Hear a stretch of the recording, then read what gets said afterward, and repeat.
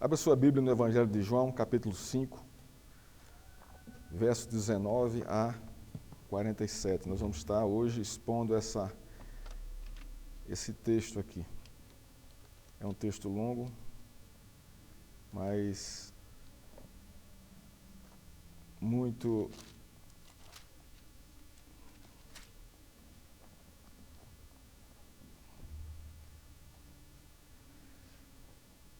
precioso para a nossa vida. Nós lemos aqui o texto, vamos orar ao Senhor, pedindo que Ele abra o nosso coração, o nosso entendimento, para nós nos deleitarmos na Sua presença, por meio da Sua palavra.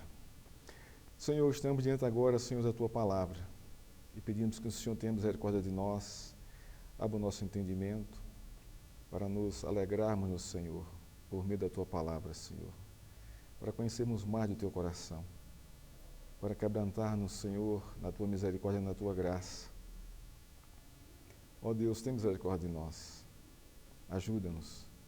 Assim te pedimos, em nome de Cristo. Amém.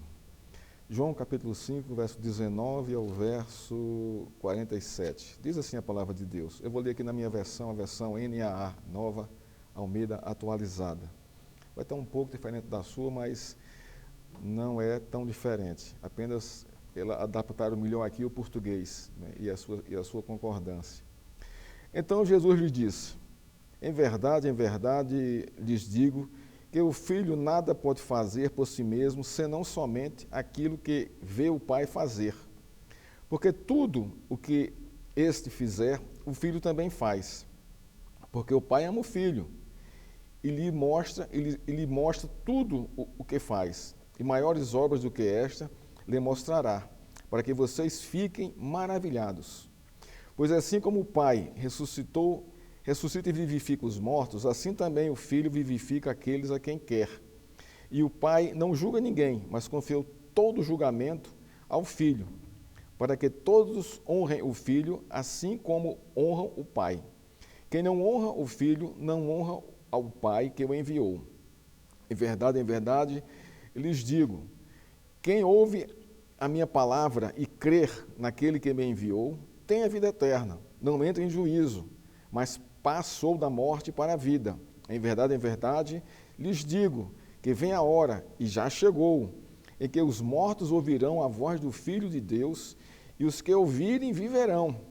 Porque assim como o Pai tem vida em si mesmo, também concedeu ao Filho ter vida em si mesmo.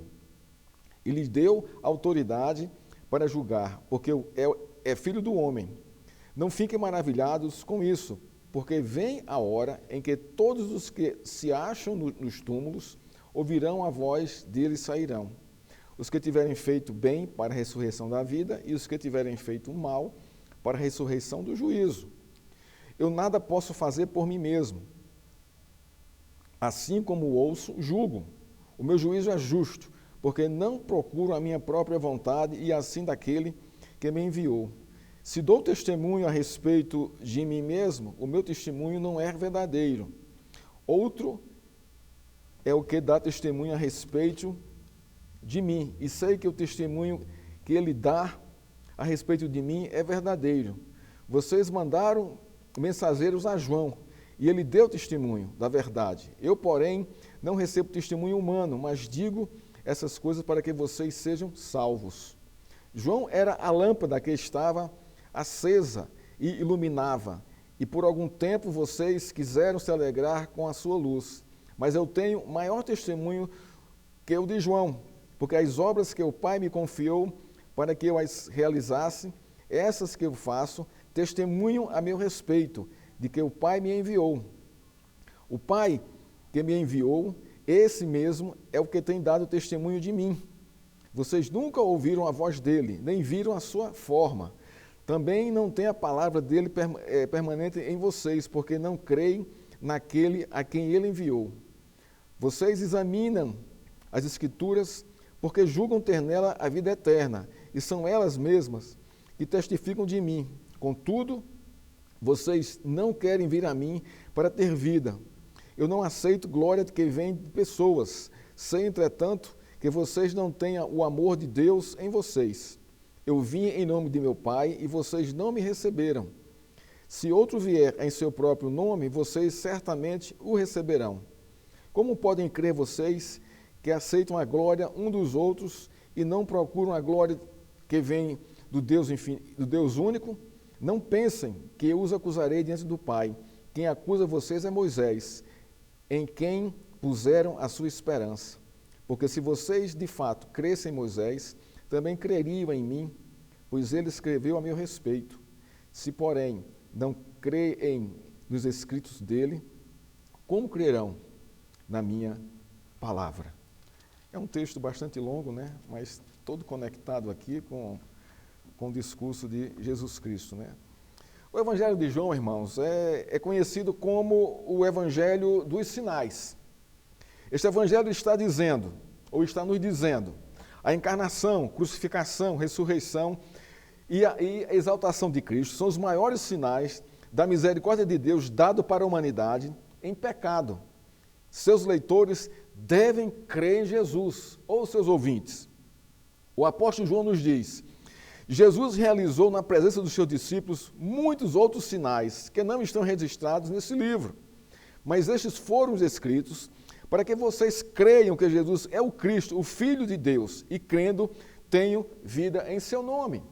O texto que nós lemos trata justamente aqui desse contexto aqui de João, do que João está dizendo aqui no Evangelho, no capítulo 20, não é? Que os sinais de Jesus Cristo foram feitos para que creiam que ele é o Filho de Deus e crendo tenham vida em seu nome. É o que Cristo está dizendo aqui a esses judeus aqui, do contexto aqui de João 5, de 19 a 47. O contexto aqui do texto, né? Como Jesus chegou aqui nesse discurso aqui com os judeus. Após Jesus se encontrar com o enfermo no tanque de Betesda no sábado e curá-lo, os judeus o acusam da quebra da lei e de blasfêmia por se dizer igual a Deus. Segundo a tradição religiosa deles, não se poderia fazer qualquer coisa no sábado. Os versos 19 a 47 do capítulo 5, Jesus responde a seus acusadores, revelando quem ele era e a sua missão. Neste discurso, Jesus mais uma vez expõe para o seu povo que ele é o sinal profetizado no Velho Testamento. É aquele quem a lei de Moisés revelava. É aquele aguardado por aqueles que criam nas profecias messiânicas. Jesus se revela dizendo: eu sou o Filho de Deus, o Messias, o Verbo encarnado, o Consolador, o Salvador, o Redentor, o Resgatador, o Nazareno, o Filho do Homem, profetizado pelos profetas e revelado pela lei de Moisés. A crise entre Cristo e os judeus, desse contexto aqui do capítulo 5, começa no verso 10. Os judeus viram o homem recém-curado andar com o leito na mão, no dia de sábado, e disseram a ele: você não tem permissão para carregar o seu leito no dia de sábado. O homem responde: aquele que me curou me disse, pegue seu leito e ande. O que isso significou para os judeus? Aquele que me curou tem toda a autoridade. Ele me curou, então ele pode dizer o que eu devo fazer no dia de sábado. Esse aqui é o contexto e a crise com os judeus. Quando os judeus souberam que foi Jesus quem o curou e o mandou carregar o leito no dia de sábado, eles reagiram da seguinte forma: por isso os judeus, cada vez mais, queriam matá-lo, porque além de respeitar o sábado, também se dizia que Deus era o seu próprio Pai, fazendo-se igual a Deus. Jesus, então, aqui a partir do verso 19, se volta para eles, para esses judeus, esses acusadores, trazendo a revelação da sua pessoa e da sua missão fundamentado na lei de Moisés. Então Jesus, ele vai dar 3 respostas a esse povo aqui, a esses judeus que questionaram ele. A primeira diz o seguinte: minhas obras são as obras do meu Pai, versos 19 a 29. A segunda resposta de Cristo, não é a seguinte: meu testemunho é maior do que os dos profetas, 30 a 39, quando ele aqui invoca aqui João Batista para falar de João Batista, que representava todos os profetas e era o último profeta do Velho Testamento, vivo ali com Cristo.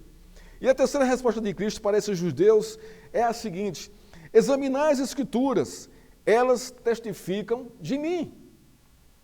O contexto do texto de João 5, 19 a 47, que lemos, nos revelam Jesus sendo rejeitado entre os seus compatriotas judeus por ter curado um homem no dia de sábado e por afirmar que era o Deus encarnado.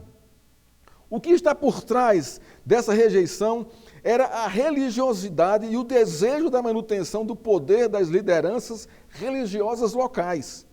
Foram os sumos sacerdotes locais que, para ter o controle da religião e do povo, colocaram um jugo pesadíssimo sobre o povo com a interpretação errada da lei, além de introduzir mais 600 leis. Jesus, em Mateus capítulo 11, versos 28 a 30, revela o cansaço e a sobrecarga deste povo, que as leis que esses sacerdotes haviam posto sobre o povo. Ele diz assim ao povo: vinde a mim, todos vós que estáis cansados e sobrecarregados pelo peso da religiosidade imposta. É justamente isso que Jesus está dizendo ao seu povo nesse diálogo, nessas respostas com esses judeus. Logicamente, que a vida e a obra de Jesus vai provocar uma reação contrária entre os religiosos de Jerusalém. Para eles, Jesus tem de morrer. Estavam certos quanto à morte de Jesus, mas estavam errados quanto ao tempo e ao modo. Era necessário que Jesus cumprisse toda a lei para ser sacrificado como o Cordeiro de Deus que tira o pecado do mundo e inclusive o pecado do seu povo. Então vamos agora observar, irmãos, a primeira resposta de Jesus para esses judeus que o acusavam. As minhas obras são as obras do Pai. Versos 19 a 39.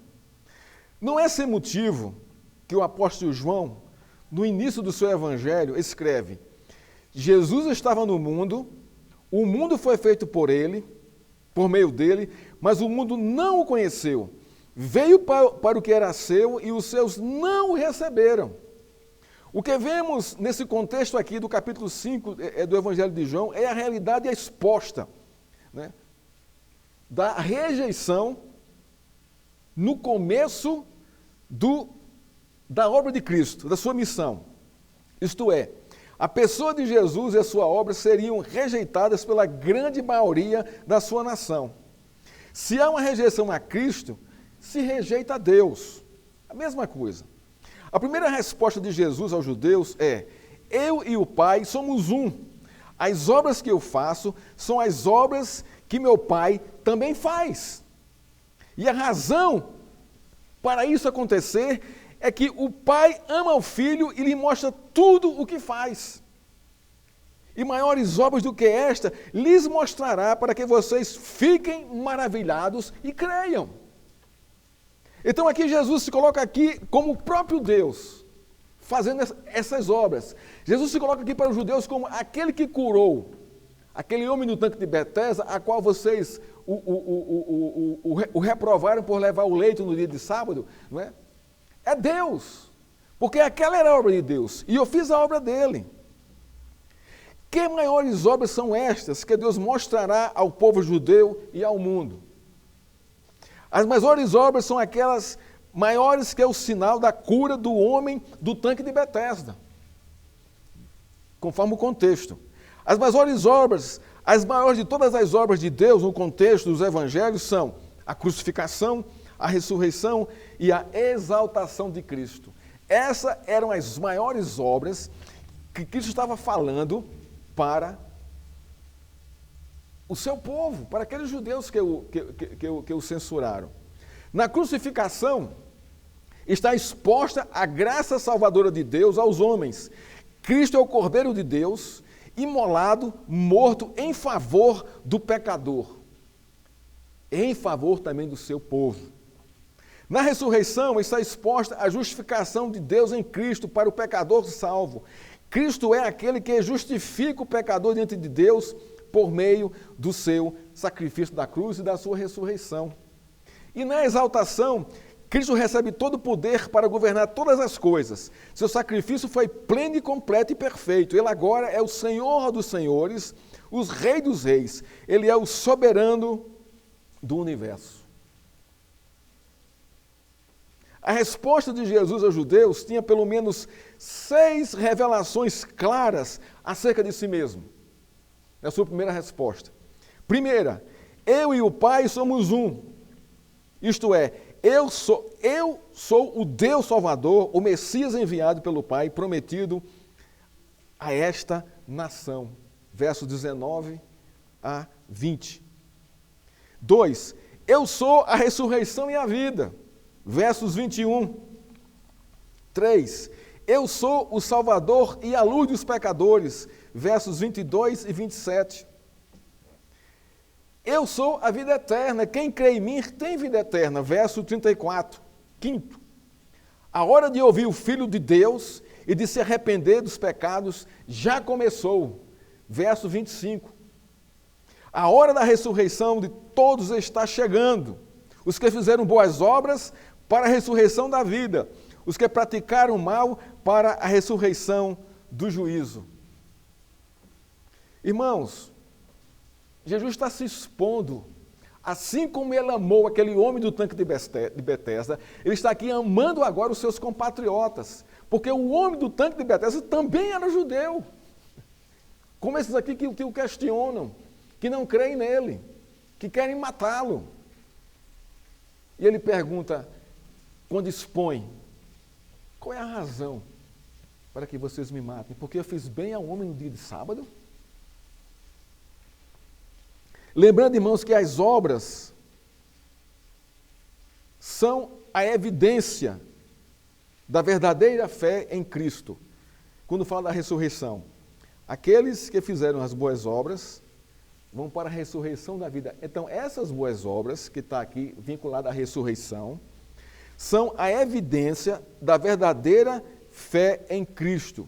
Isso aponta para aquele que anda nas obras que Deus preparou para que eles andassem nelas, as obras da graciosa lei de Deus. Não é merecimento.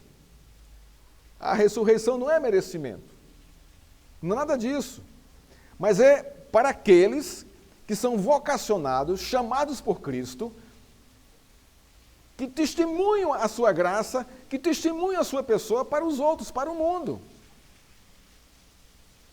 Segundo, lembramos também que a ausência das boas obras evidenciam a ausência da fé em Cristo. Ora, as boas obras vão evidenciar a minha fé em Cristo. Eu faço minhas boas obras porque eu confio em Cristo, porque eu creio em Cristo e porque eu obedeço a Cristo. Então isso é fé, confiança. E a ausência, não é, das boas obras vão testificar a falta de fé, de confiança em Cristo. Os judeus que queriam matar Jesus estavam evidenciando a falta de fé nele, mesmo tendo nas mãos a lei de Moisés que apontava para ele. Qual a expectativa de Jesus ao pregar para os judeus e para o mundo que queriam matá-lo? Primeira expectativa de Jesus no seu discurso: olhem para as obras de Deus em Jesus e honrem o Filho e o Pai. Observem as minhas obras, observem os meus sinais. Honrem o Filho e honrem o Pai. Segundo, creiam em Deus, creiam no Filho. Terceiro, creiam na ressurreição dos mortos e no julgamento de Deus. Quarto, examinem as Escrituras, elas testificam de mim. Então essa era a expectativa de Jesus no seu discurso com esses homens. Que esses homens se arrependessem. Crescem nele, crescem em Deus, crescem na sua obra. Hendrickson, comentando esse texto, ele diz o seguinte: nesta sessão, Jesus apresenta seus direitos em relação ao seu relacionamento com o Pai. Ele faz isso em resposta à descrença e ódio dos judeus que estão determinados a matá-lo. Isso é amor, irmãos. Isto é graça, isto é misericórdia. Mesmo sabendo que esses judeus queriam matá-lo, Jesus não deixou de pregar para eles. não deixou de se expor para eles, não deixou de expor para ele a verdadeira lei, a graça do Senhor, não deixou de expor para eles o coração de Deus de misericórdia, de graça, de salvação. Eram seus inimigos ferrenhos, e ele os amou. Ele os amou, irmãos. O que isso nos ensina? Que princípio nós podemos tirar desse contexto aqui? De Deus, de Cristo amando esses homens, amando seus compatriotas que queriam matá-lo. Devemos amar, irmãos, a todos os homens. Devemos amar os nossos inimigos. Devemos amar aqueles que nos ofendem, nos caluniam, aqueles que nos prejudicam na vida. Devemos perdoá-los e amá-los. Segunda resposta de Jesus para esses que queriam matá-lo. Meu testemunho é maior do que o dos profetas. Versos 30 a 39. A palavra testemunho aparece 9 vezes nesses 9 versículos. O testemunho de Cristo é o foco central em sua resposta a esses judeus. A palavra testemunho significa mártir, no grego. Seu significado aponta para uma pessoa que encontra a morte testemunhando em favor de outra pessoa. Então a palavra mártir, a palavra testemunho, está dizendo isso. É uma pessoa que vai testemunhar em favor de uma outra para que ele morra no lugar dessa outra.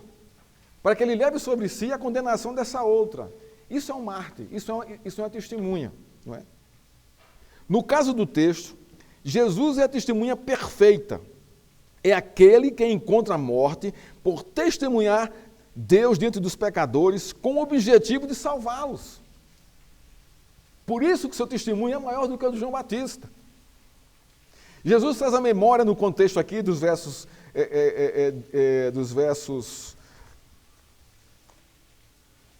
30 a 39, traz a memória dos judeus, o testemunho de João Batista, o último dos profetas do Velho Testamento. João Batista, não é, testemunhou a respeito de Cristo e do poder do Evangelho e foi decepado por amor a Cristo. João Batista foi a última testemunha profética de Cristo. Ele testemunhou o batismo de Cristo e a voz do Pai que dizia: "Este é meu Filho amado, em quem me comprazo, em quem me agrado." João Batista, ao ouvir a voz de Deus, testemunhou o amor do Pai derramado sobre o Filho. Testemunhou o relacionamento divino existente desde a eternidade entre Pai e Filho. Testemunhou que Jesus é o Filho amado, o triunfante Rei messiânico.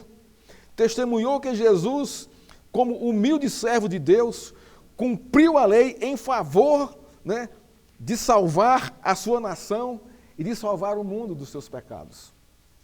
Jesus disse aos judeus: "Vocês mandaram mensageiros a João Batista para saber quem eu sou. E ele testemunhou a verdade a meu respeito. Disse tudo isso. Eu sou o caminho, a verdade e a vida. Ninguém vem ao Pai senão por mim." Essa é a realidade, essa é a verdade. Jesus ainda dizia a esses judeus: "Vocês se alegraram com a lâmpada de João. Na verdade, ele era a lâmpada de Deus e vocês fizeram bem em se alegrar na luz que ele trazia." Porque ele estava cumprindo a profecia do Salmo 132, 17, que nos diz: "Prepararei uma lâmpada para o meu ungido." Ali falava de João Batista. "Contudo, vocês não se alegraram com meu testemunho. Eu sou a luz do mundo." Jesus dá testemunho a respeito de João Batista. "Em verdade vos digo, entre os nascidos de mulher não apareceu ninguém maior do que João Batista. Ele morreu testemunhando a verdade de Deus. Eu sou a verdade de Deus encarnada, que eu vou morrer pelos vossos pecados. Eu tenho maior testemunho do que João Batista, devido às obras que o Pai me confiou." Que obras são estas? João era a lâmpada de Deus. Eu sou a luz do mundo. João Batista morreu por causa da sua pregação. Eu morrerei por causa dos vossos pecados. João Batista morreu decapitado por seu testemunho. Eu serei crucificado para salvar muitos dos seus pecados. João Batista não ressuscitou. Eu ressuscitarei. Eu ressuscitei para justificar diante de Deus aqueles a quem eu morri, por aqueles que eu morri. Deus anunciou João Batista, mas com Jesus, Deus dá testemunho dele por meio das Escrituras e por meio da sua voz. João Batista era a voz que clamava no deserto. Eu sou a voz e a imagem visível de Deus. Vocês estão ouvindo ao vivo a voz de Deus e mirando e olhando para o seu rosto. Por isso que o testemunho de Jesus Cristo é maior do que o de João Batista. O fato é, vocês têm o testemunho dos profetas e da lei, mas não têm a palavra de Deus em vossos corações. Porque se tivessem, creriam no testemunho profético da lei. Vocês creriam também na pregação de João Batista. Por mais que digam que amam a lei, que seguem Moisés, vocês na verdade estão sobrecarregados da religiosidade, por isso querem me matar. Creiam em Deus, creiam também em mim. Irmãos, que discurso belo aqui de Jesus Cristo, dando seu testemunho para esse povo aqui. Abrindo os olhos e os corações desses judeus para a realidade viva e real do cumprimento profético do Velho Testamento e do cumprimento da própria lei, porque Jesus Cristo era a lei em pessoa ali entre eles. Que misericórdia, irmãos, que amor. Que amor. E quantas vezes, irmãos, Deus fica batendo em nosso coração. Creia, acredite, escute a minha voz, leia a minha palavra. Quantas e quantas vezes? Nós damos crédito, irmão, ao testemunho dos filósofos, dos sociólogos. Nós damos crédito ao testemunho das pessoas inteligentes e influentes na sociedade, os políticos. Muito mais crédito a esses homens do que a própria palavra de Deus. E isso dentro da igreja. Nós escutamos, somos influenciados por muitas vozes, irmãos, que não têm nenhuma afinidade com o testemunho de Cristo. E por muitas vezes nós caminhamos por essas vozes, que são muitas vezes contrárias, né, à palavra de Deus. Assim como esses judeus, irmãos, nós precisamos parar e nos deixar, nos desamarmos, né, dessas filosofias, dessas ideologias que estão aí fora, e escutarmos a voz do Senhor através da sua palavra, através da leitura bíblica, através da meditação. A Escritura testemunha o tempo todo a respeito de Cristo, da sua obra, que ainda está para ser completada com a sua segunda vinda. Ela cria em nós essa expectativa de continuarmos crendo nesse contexto até a sua segunda volta, crendo nessa promessa, crendo na sua segunda volta e na ressurreição do universo, na nossa ressurreição e na redenção do universo. Será que nós temos isso no coração, irmãos? Afinados? Estamos nos deleitando nisso? Ou em outros testemunhos? O texto diz que esses judeus, eles se agradavam dos testemunhos dos homens. E ouviam esses homens aqui falando, pregando, né? Os próprios sacerdotes que distorciam toda a lei. E eles se paravam para ouvir esses homens e honravam esses homens. Mas quando confrontados, irmãos, com a voz de Deus, eles não honraram a Deus nem a Cristo, nem a sua voz. Mas nem por isso Deus deixou de amá-los. Terceira resposta de Jesus a esse grupo aqui. Ele diz assim: examinai as Escrituras, elas testificam de mim. Então aqui é quase como um apelo final. É interessante que o verbo examinar, no original está no imperativo, ele dá uma ordem ali, uma exortação clara ali para eles. Examinai, escudinhai as Escrituras. É interessante que também o verbo ali, na nossa tradução do português está examinar, mas a tradução mesmo real é escudinhar, que é mais, o significado é mais profundo, é mais consistente, demanda esforço, demanda dedicação. Examinai as Escrituras, dos versos 40 a 47. Nestes versos aqui temos a conclusão do discurso de Jesus com esses judeus. Jesus, no verso 39, manda esses judeus examinarem as Escrituras por duas razões básicas que eles tanto preservavam e queriam. A primeira, elas testificam da vida eterna. Eles sabiam disso. E a segunda, elas também testificam de mim. Essa aqui, eles não tinham consciência disso. Não tinham essa claridade, essa revelação plena. Se eles examinavam a lei, estavam examinando sem a devida observação esses dois temas básicos apontados por Jesus Cristo. Eles não estavam examinando direito ali, por isso que ele ordena, examine as Escrituras, leia as Escrituras, estude as Escrituras, observe as profecias, os sinais apontando para mim, apontando para a minha vida, apontando para a minha chegada, a minha obra, a minha crucificação e ressurreição e exaltação. Então, irmãos, isto aponta para uma realidade terrível dentro desses judeus, que examinavam, mas não discerniam esses dois princípios básicos, trazidos pela lei, pelas Escrituras. Primeiro, o estudo da Escritura para adquirir conhecimento teológico não produz vida eterna e nem a revelação da graça de Deus em Cristo. É o que eles estavam fazendo. O conhecimento teológico, o conhecimento por adquirir conhecimento. 2. Usar a Bíblia como uma caixinha de promessa não vai trazer vida eterna e nem a revelação da graça de Deus em Cristo, como muita gente faz isso.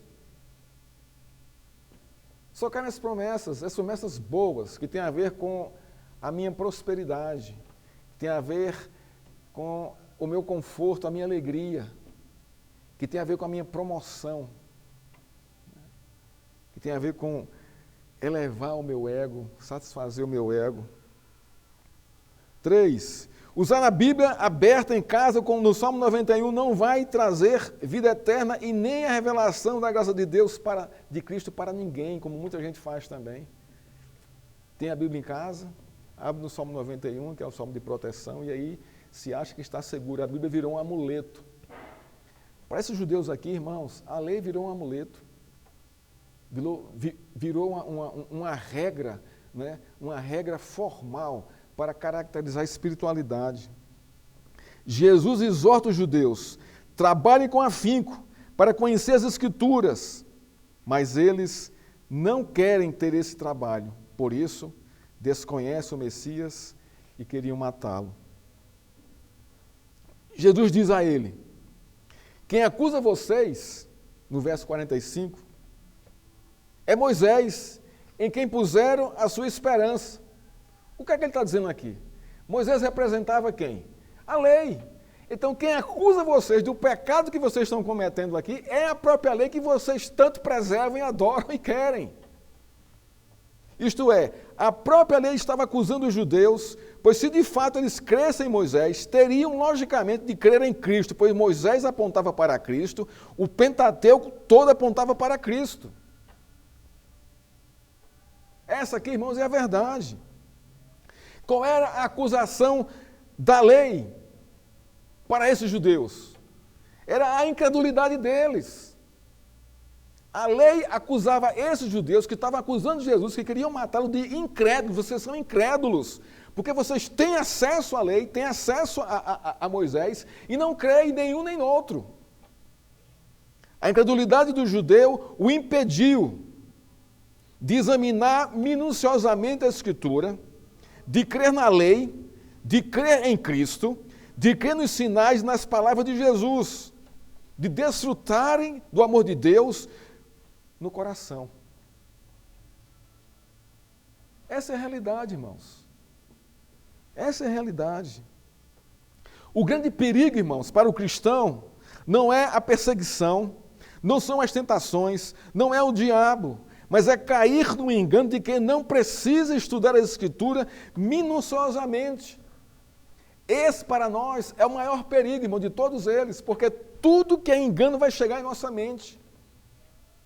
E nós vamos cair em qualquer conversa, nós vamos cair em qualquer discurso, nós vamos cair em qualquer pregação, Porque nós não temos conhecimento bastante para confrontar o que nós estamos ouvindo.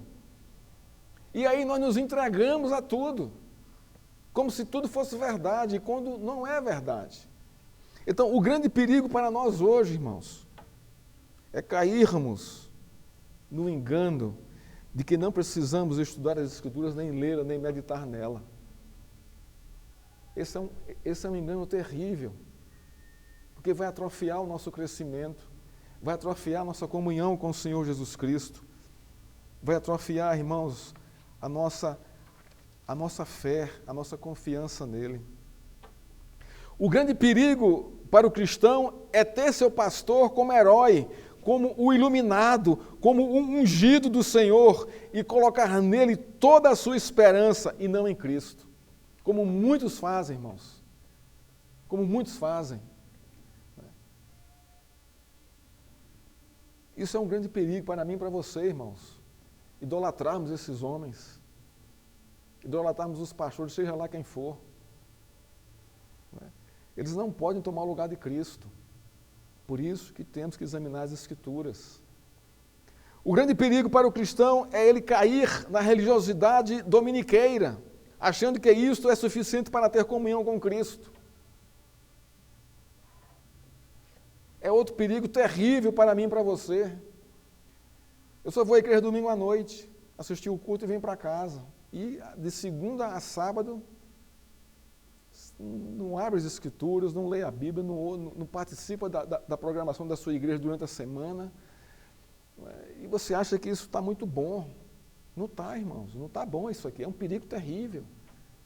Você vai atrofiar a sua vida, o seu crescimento espiritual, a sua saúde espiritual. Você vai atrofiar a sua comunhão com os irmãos. Você vai se perder. Esse é o fato, isso é uma realidade. Você vai cair numa religiosidade. Nós temos que ser confrontados com as Escrituras todos os dias. Porque nós precisamos disso. Porque o nosso coração é enganoso. Nosso coração é terrível, irmão. Terrível. Terrivelmente louco por conforto. Isso é o problema. Essa pandemia para muitos foi assim um sucesso geral. O fica em casa foi assim maravilhoso. Porque você não faz nada em casa. Você passa o dia em casa à toa. Ou ligado no canal, na Netflix, ou na sua TV a cabo, vendo um filme o dia inteiro. E isso você vai vivendo assim, achando isso ótimo, maravilhoso. Quando isso não é maravilhoso. E você vai deixando de orar, você vai deixando de meditar, você vai deixando de ler a Escritura, e outras coisas vão entrando no seu coração e vão definindo ali o modo de você pensar, o modo de você agir, aquilo vai te influenciando de tal forma que você vai se perder completamente, porque você deixou de examinar as Escrituras. Irmãos, é muito bom, eu não sou contra isso. Eu não sou contra você ver um bom filme, você descansar e relaxar na televisão, eu não sou contra, mas tem um momento certo para isso. Não é o dia inteiro, não é o dia todo, não é a semana toda com isso.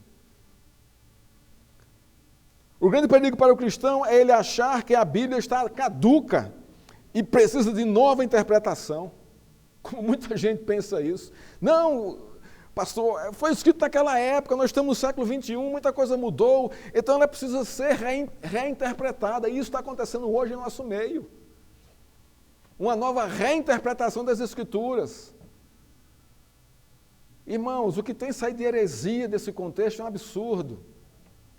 Nós não precisamos disso, ou de achar que isso é correto, porque não é. A palavra de Deus, ela é eterna, ela é plena e perfeita, inerrante. E nós precisamos dela, irmãos. O grande perigo para o cristão é ele achar que sabe demais sobre Cristo, sobre a Bíblia, e que não precisa aprender mais nada. Ah, já estudei muito, sei de tudo, já li de Gênesis a Apocalipse, sei tudo que está escrito ali. E aí você para completamente de consultar, ou o inverso, você nunca leu a Bíblia de Gênesis a Apocalipse, nunca teve interesse por isso. É um perigo sério, de você perder, de você cair, de você não se sustentar nas aflições da vida. Jesus Cristo diz, está na Escritura, examine isso. Ele diz assim, ó, no mundo tereis aflições, Ele dá essa certeza para mim e para você. Mas tenha de bom ânimo, eu venci o mundo. Aí você pergunta, como ele venceu o mundo? Você vai ter que examinar as Escrituras para ver essas duas realidades. Primeiro, as aflições, olhando a vida dos personagens bíblicos toda, olhando o caminhar da igreja na história. Ali do Novo Testamento você vai ver as tremendas aflições que a igreja passou. Não é? E você vai ver que em todas elas, Cristo se manteve fiel, sustentando e guardando a sua igreja e o seu povo, mesmo quando aqueles eram mortos por causa do Evangelho de Cristo. Precisamos examinar as Escrituras, irmãos. O grande perigo para o cristão é ele ser um ateu crente. Ele crê em Deus, mas vive como se ele não existisse. É um ateu crente, infelizmente. Isso está em nosso meio. Isso não se parece com o contexto desses judeus aqui, que Jesus está conversando com eles, respondendo a eles. A natureza é a mesma, irmão, desses homens com a nossa. A exortação de Cristo é: examine as Escrituras, gaste tempo com elas. Você estudou na escola, né? Você passou, se você fez a universidade, você gastou aí pelo menos aí mais de 20 anos estudando. E ainda continua estudando para poder estar atualizado, seja lá o seu ramo de trabalho que você exerce. Você sempre precisa se atualizar. Você está sempre pesquisando, indo atrás das coisas novas, sabe? E por que você não lê a Bíblia? Não é algo assim que nos confronta isso. É o que Cristo está mandando esses judeus aqui fazerem. Examine as Escrituras. Creia no que está lá. Acreditem no que está lá. Porque se vocês crescem em Moisés, vocês creriam em mim, creriam em Deus. Jesus exorta os seus compatriotas que querem, naquele momento, matá-lo por ter curado um enfermo no sábado e se dizer filho de Deus, conforme a própria revelação da lei. Por quê? Porque nem os sacerdotes, irmãos, examinavam as Escrituras. Essa é a verdade aqui. No contexto de Cristo, né, a lei mandava ter um só sacerdote, só um sumo sacerdote. No contexto de Cristo aqui, haviam 2 sumos sacerdotes. Por aqui a gente já tira a deturpação, a quebra, o desvio da lei de Moisés na mente desses homens aí, na mente do povo judeu. Mas Jesus, irmãos, amou esses homens. Amou esses homens. E os chamou para a realidade. Para a necessidade de conhecê-los, de conhecer a Cristo e confiar nele. Porque ele tem as palavras de vida eterna. Ele venceu o mundo e ele nos ensina a passarmos pelas aflições da vida. Vamos sofrer? Vamos, mas seremos consolados por ele e teremos a esperança e a expectativa da vida eterna. Irmãos, tudo isso aqui é passageiro. Tudo isso aqui é passageiro. Eu não digo com isso que nós devemos banalizar o contexto e o mundo que vivemos. Não, eu não estou dizendo isso. Eu estou dizendo para você não se agarrar a essa realidade. Como se sua vida dependesse dela, do ouro e da prata. Para você não ser possuído pelo materialismo que consome esse mundo. Para que você não seja possuído pela fama. Isso tudo vai passar, irmãos. Deus vem julgar. A palavra fala aqui. Eu julgarei a todos, eu ressuscitarei a todos. Eu vim, é interessante, esse texto aqui é muito interessante, que ele fala aqui no verso 25, ele diz assim, ó, em verdade, lhes digo que vem a hora, e já chegou, já é esse momento, em que os mortos ouvirão a voz do Filho de Deus. Ora, quem mortos são esses aqui? Quem são esses mortos aqui? São os mortos aqueles que estão em seus delitos e pecados. Então ele chama aqui os judeus de mortos, porque não estão discernindo a voz de Deus. E ao ouvir a voz de Deus, você tem a salvação, você deixa de ser morto, como está lá em Efésios. Efésios 2, olha que coisa interessante aqui. Ele diz aqui, ó, Mas Deus, sendo rico em misericórdia, por causa do grande amor com que nos amou, e estando nós mortos em nossas transgressões, é a mesma morte que está aqui em João 5, 25. O pecado nos mata. E Jesus diz, aquele que ouvir a minha voz, que discernir a minha voz, viverá. Não morrerá eternamente. E aqui, ele fala aqui no verso 28. Não fiquem maravilhados com isso, porque vem a hora, aqui é uma hora que vai vir, essa aqui vai vir, essa do verso 25 aqui já chegou. Ele está pregando para o povo que está morto em delitos e pecado, mas aquele que ouve, que disser, Deus é salvo. E agora ele vai falar aqui no verso 28, não fiquem maravilhados com isso, porque vem a hora, aí vai chegar, em que todos os que se acham nos túmulos, aqui são aqueles que estão enterrados, mortos, ouvirão a voz dele e sairão. Aqui fala de quê? Da ressurreição final, para julgar todos os povos, para julgar todos os homens. Irmãos, vai ser algo assim, a gente não imagina como é que vai ser isso. Todo mundo que está morto, na volta de Cristo, vai ressuscitar. Vai ouvir a voz de Cristo chamando.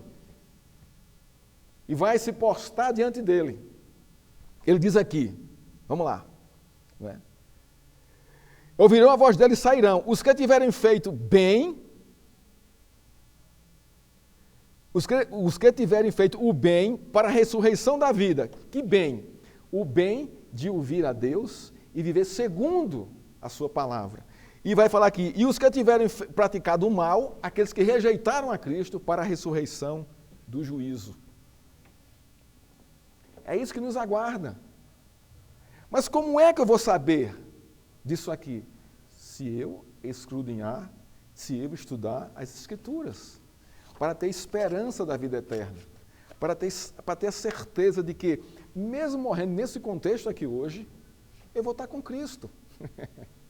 Eu creio nele, eu confio nele, eu ouvi a sua voz, eu conheço pela revelação da Escritura e eu creio nele. Eu creio no que ele falou, eu sou a ressurreição e a vida. Mesmo aquele que está morto, viverá, porque eu sou a ressurreição e a vida. Esperança de vida eterna, esperança em Cristo. Conclusão, irmãos. Jesus, em seu profundo amor, responde a seus acusadores na esperança de chamá-los para a realidade da revelação da lei de Moisés sobre ele, como Messias e Salvador prometido ao seu povo. Olha que coisa linda aqui. Jesus está pregando para eles, trazendo a revelação para eles da própria lei de Moisés, que ele é o Messias, o Salvador prometido ao seu povo, para que eles creiam. A dureza do coração deles impedia deles verem a glória de Deus ali presente com ele. Quem é a glória de Deus? Jesus Cristo, curando e salvando um homem enfermo. Eles não conseguiram ver isso. Não conseguiram ver isso. Antes, pelo contrário. Eles acusaram Cristo e acusaram um homem curado. Jesus veio buscar, irmãos, o que se havia perdido nesse contexto. Estão todos os pecadores, tanto de seu povo como de todas as nações da face da terra. Ele veio buscar o que se havia perdido. Onde é que está isso? Nas Escrituras. Como ele veio buscar? Por meio do seu sacrifício de cruz. Assim como ele curou um homem completamente paralítico, que mal podia se arrastar, ele estava curando os judeus, cujo coração estava paralisado pela religiosidade, pela incredulidade e pela cegueira espiritual. Esses homens estavam mortos. Mesmo estando vivos, estavam mortos espiritualmente. Mas ele os amou, ele pregou para ele. Algumas aplicações para a nossa vida prática hoje, irmãos. A primeira, examine as Escrituras, pois é somente nela que você vai encontrar a vida eterna e a confiança em Cristo. Qual o papel da igreja, irmãos? É expor as Escrituras, é ensinar as Escrituras. O que é a escola bíblica dominical? Uma exposição, uma escola da Bíblia, que expõe a Bíblia, que expõe a revelação de Deus, que expõe a Cristo. E ali é o momento de você levantar a mão, questionar, perguntar, não entendi, repete para mim. Isso é o examinar as Escrituras. A igreja está para isso, te ajudar a isso. Segunda aplicação, não se deixe levar pela religiosidade da sua crença e convicções. Não faça isso. Não se deixe levar pela religiosidade daquilo que você acha que é e acha que não é a respeito da Bíblia. Isso traz cegueira espiritual e atrofia a sua mente para o conhecimento de Cristo. E feche o seu coração para a sua mensagem. Se disponha, se esforce para estudar a Bíblia. Isso será de grande proveito para a sua vida atual e sua vida futura. Irmãos, que Deus nos abençoe, que Deus nos fortaleça, que nós possamos, irmãos, estar atentos às respostas de Jesus. Minhas obras são as mesmas obras de meu Pai. O que eu faço é o que o Pai está fazendo. Trabalhamos junto, eu e Ele, ainda hoje na face da terra. Também devemos trazer à nossa memória, irmãos, que o testemunho de Jesus é o maior testemunho de todos os tempos, de todos os homens. Você pode juntar todos os bons homens dessa história da humanidade, todos eles, todos os seus feitos desses homens aí.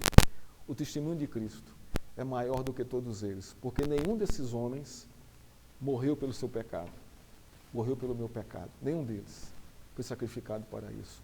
Mas Cristo sim, nos amou a esse nível, de morrer em nosso lugar para nos trazer a salvação da condenação eterna e do juízo final. E de vivermos uma vida eterna com Ele e com o Pai. Ele tem o maior testemunho de todos os homens e o maior testemunho da história da humanidade. E por fim, irmãos, não devemos nos esquecer, examine as Escrituras, porque elas testificam de Cristo. Que Deus nos abençoe e nos dê a graça de crescermos nele. Vamos ficar de pé, vamos orar ao Senhor, encerrando o nosso culto, a nossa pregação. Pai, obrigado, Senhor, pela Tua palavra, Senhor. Obrigado pelo Teu amor derramado sobre nós e pelo modo que o Senhor nos trata, Senhor. O Senhor está sempre se revelando a nós, Pai, por meio da Tua Escritura. Basta abri-la e começar a ler, Senhor. O Senhor está ali presente, se revelando a nós, Pai, em misericórdia, em graça, nos exortando, nos consolando, nos confortando, nos dando esperança, nos disciplinando, Senhor, nos discipulando, para sermos conforme a imagem do Teu Filho Jesus Cristo, Pai.